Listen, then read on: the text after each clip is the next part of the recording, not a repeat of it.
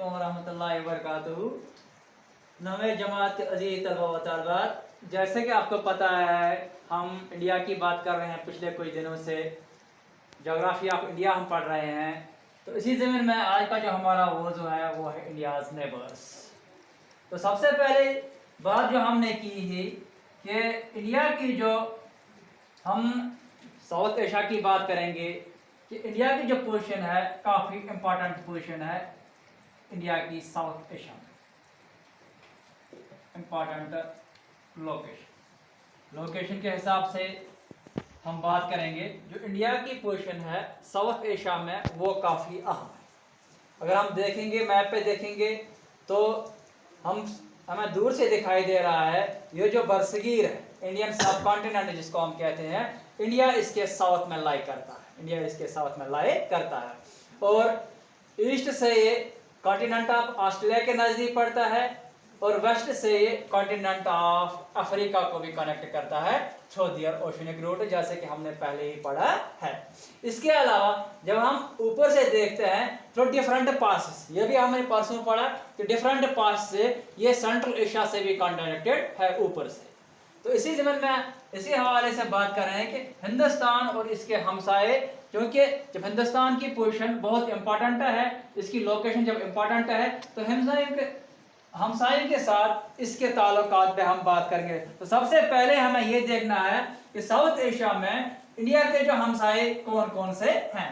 अगर हम north west की बात करेंगे, अगर हम नॉर्थ वेस्ट की बात करेंगे तो नॉर्थ वेस्ट में हमारे हमसाए हैं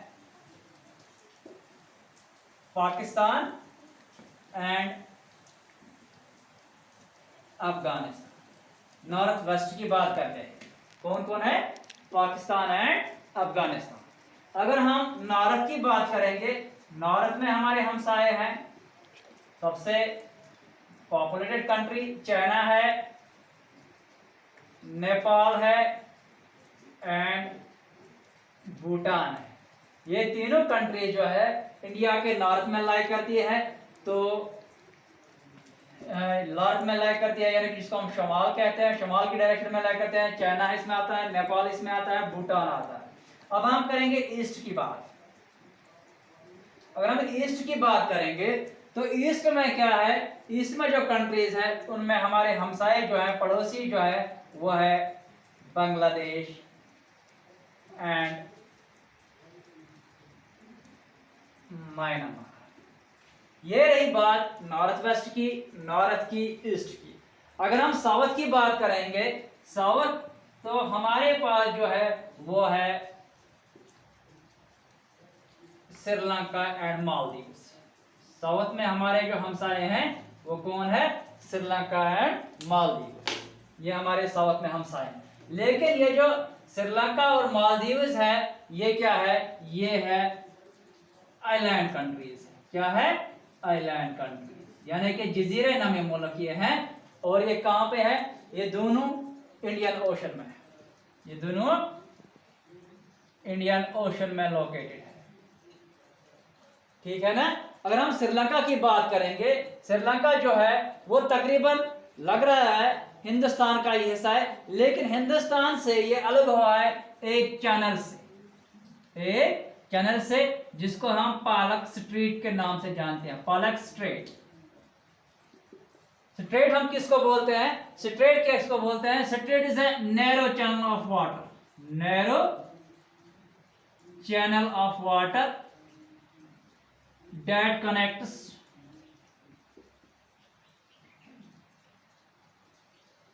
to big water bodies।